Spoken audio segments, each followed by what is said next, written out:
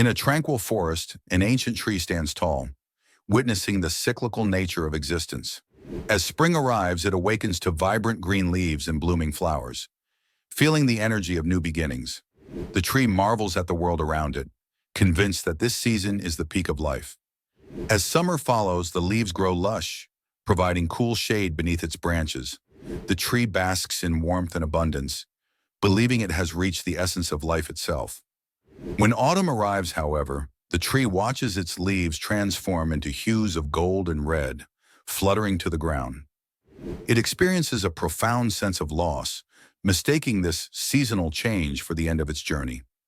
Winter grips the forest with a chilling silence, leaving the tree bare and covered in snow.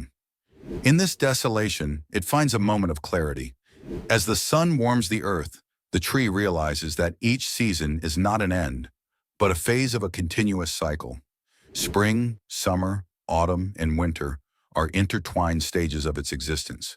With newfound understanding, the tree embraces the beauty of transformation, recognizing that life's true essence is a timeless and holistic experience, forever dancing through the seasons.